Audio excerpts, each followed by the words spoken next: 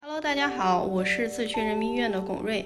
今年2月，我和我的战友们共赴武汉，一同参加援鄂医疗工作，并且圆满完成任务，顺利回到我的家乡乌鲁木齐。然而7月的乌鲁木齐又因为疫情按下了暂停键，我和我的小伙伴们又一同来到了自治区第6人民医院，参加到抗疫医疗工作当中来。那很多朋友都很关心我们的医疗工作到底是什么样的，那今天就由我来带领大家一同来体验一下我们的一天的工作生活吧。虽然今天下着小雨，外面的空气有些湿冷。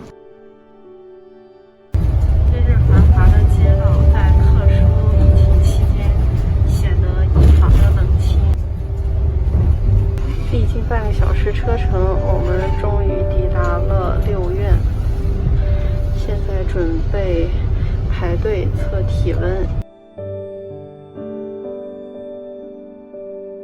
现在我和我的小伙伴要穿防护服进病区了，感控老师在帮我们把关。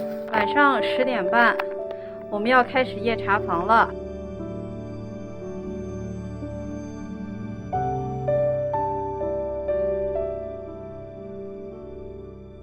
早上7点多，又要起床干活了。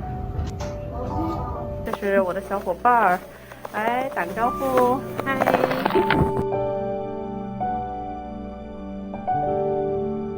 这是我们的呼吸治疗师拉神老师，带领病人在做呼吸康复操。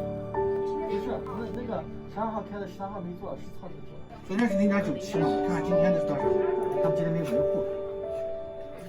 我们的感控老师每天要对桌面和电脑进行消毒。交接班以后，小伙伴们就开始工作了。现在是中午1点半，已经下班，现在在前往坐班车的路上。我现在已经回到驻地，并且洗漱完毕，已经开始我的线上学习了。一天的医疗工作目前就算结束了，虽然很累，但是累有所值，累有所获。